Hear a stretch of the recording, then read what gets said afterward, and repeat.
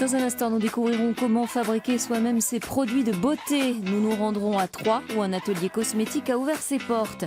Nous partirons également à Clermont-Ferrand où des agents de sécurité suivent une formation désormais obligatoire pour exercer la profession. Mais tout d'abord, c'est une vitrine exceptionnelle pour les startups françaises, le Salon mondial des innovations technologiques à Las Vegas. Le CES vient d'ouvrir ses portes. Parmi les entreprises tricolores présentes cette année, une société varoise spécialisée dans la réalité virtuelle. Choisir son bateau sans se déplacer, c'est possible. Grâce à ce logiciel, avec des images en 3D, l'acheteur potentiel peut ainsi configurer et personnaliser à son goût son futur achat. Je regarde si mes choix de couleurs, de cuir et de couleur de l'extérieur du bateau sont ceux qui me conviennent. Autre innovation, cette fois-ci sur la route, avec l'éclairage adaptatif et l'aide à la conduite. Avec ce simulateur, les constructeurs automobiles ont la possibilité d'essayer en situation de nouvelles propositions pour rendre la voiture intelligente. C'est toujours important d'être bien vu et d'être vu sur la route. C'est ce qu'il y a de plus important, que ce soit dans un tunnel ou que ce soit sur une route de campagne. Après, forcément, plus vous allez avoir d'obstacles à la route, plus vous allez avoir besoin de visibilité. C'est pour ça qu'on a développé les phares adaptatifs au niveau des virages. Donc, savoir que quand vous rentrez dans un virage, votre phare va vous suivre pour suivre votre courbe et mieux montrer à la personne qui va être de l'autre côté du virage si vous arrivez ou non. La réalité virtuelle au service de notre sécurité. Un enjeu majeur au XXIe siècle. On est capable sur un écran de reproduire exactement comment vous allez percevoir une information. Si jamais vous avez un environnement lumineux qui vous éblouit, il va soit générer des reflets sur l'écran, soit vous gêner pour la lisibilité. Donc on simule la totalité de l'environnement, la totalité de la chaîne, de façon à vous mettre vraiment en situation comme si vous étiez dans ce monde réel. La société varoise est aujourd'hui mondialement reconnue pour ses logiciels intelligents. Ils travaillent dans l'ombre et pourtant exercent un métier à haut risque. Depuis le 1er janvier, les agents de sécurité ont le droit de porter une arme à condition de suivre une formation de self-défense. Reportage à Clermont-Ferrand.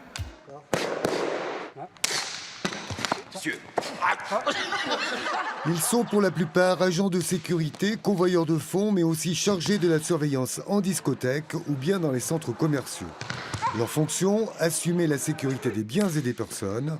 Cet expert d'arts martiaux leur enseigne des techniques simples pour répondre aux situations d'urgence. Donc le gouvernement a décidé de mettre en place une formation pour les agents de sécurité, de manière à ce qu'ils soient armés, uniquement sur les sites sensibles. Donc c'est la loi du 28 février 2017. Il y a un grave problème sécuritaire puisque les agents de sécurité ne sont pas armés, et donc ne peuvent pas faire autre chose à part appeler les forces de l'ordre. Et donc là, ils pourront intervenir quand même en cas de nécessité, puisque la police n'est pas sur place. Et le temps qu'ils arrivent, on sera en première ligne pour intervenir. Donc c'est vraiment une vraie avancée. Souvent pris à partie dans le cadre d'un métier à haut risque, ils apprennent ici des gestes simples destinés à désamorcer une attaque. Là, on est quand même dans un cadre d'un entraînement. Dans la rue, je pense que la réaction ne sera pas la même. Mais ce genre d'entraînement permet quand même de maîtriser le stress, d'apprendre à gérer son stress et d'apprendre à réagir efficacement. Les femmes aussi doivent réagir au cours de scénarios réalistes et se dégager de l'emprise physique d'un agresseur, tout en gérant les émotions et le stress. C'est une technique qui permet de se défendre sur des agressions de rue. Que ce soit une agression entre guillemets verbale pour calmer, une agression à coups de poing, donc main nue, mais également des agressions avec menaces. La nouvelle loi sur la sécurité publique, applicable dès le 1er janvier prochain, va autoriser l'utilisation d'armes de catégorie D. Tel ce bâton télescopique, c'est un changement fondamental en faveur de la sécurité privée. Cuisine, déco, design, le fait maison n'a jamais été aussi tendance.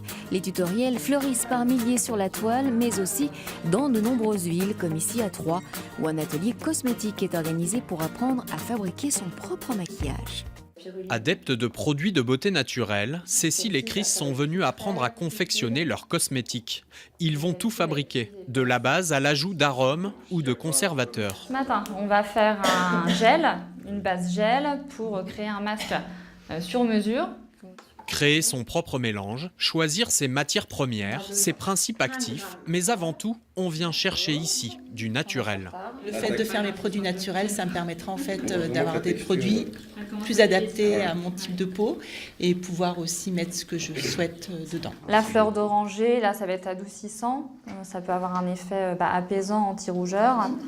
Ancienne conseillère en parfumerie, le métier de Corentine est vite devenu incompatible avec ses convictions personnelles. Après plusieurs formations spécifiques, elle décide de créer son propre atelier de cosmétologie maison afin de partager ses connaissances. Je leur donne les bases de la formulation, c'est-à-dire comment on rédige une recette cosmétique, quels sont l'excipient, les principes actifs, les conservateurs, quelles sont les différentes parties d'un produit, comment on les équilibre. Et puis ensuite on passe à l'action, c'est-à-dire sur la partie technique, où là ils vont apprendre comment faire les mélanges. Des dosages très précis, au milligramme près, et une façon de faire qui s'approche de la cuisine ou de la pâtisserie, métier d'origine de ce cosmétologue en herbe. Je connais un peu la cuisine, mais là, je ne savais pas que je serais venu aujourd'hui faire encore de la mini-cuisine. Donc c'est super, c'est intéressant. Et c'est bon pour la peau, pour apprendre des nouvelles choses. Et pourquoi pas trouver l'élixir de jeunesse et rester jeune. Après une demi-heure et un tarif abordable, ces apprentis repartent avec leur élixir de jouvence et une recette pour le recréer à volonté. En Touraine, un château retrouve des couleurs grâce à une campagne de dons lancée par ses propriétaires sur Internet il y a 4 ans. Les 18 500 € récoltés ont notamment permis de restaurer une partie de ces peintures murales. C'est la 5e fois que ces propriétaires font appel aux internautes pour redorer leur château. Alors nous sommes dans le vestibule que nous avons restauré en 2012. C'est la première partie qui a été restaurée. Et là, nous entrons dans la galerie des châteaux. Toute la partie nord a déjà été sauvée et il reste toute cette partie sud qui doit être restaurée. La restauration de la galerie des châteaux et de ses peintures murales du XVIIe siècle est un travail de longue haleine. La famille de Lafont, propriétaire du château de Giseux, a lancé cette année sa 5e campagne de financement participatif. Les 4 précédentes ont permis de réunir 250 000 € et de réaliser 60% des travaux. Quand on s'est installé ici à 15 ans, notre première motivation, c'était bien sûr de faire vivre ce gros château, mais cette pièce était un de nos moteurs et ça l'est toujours.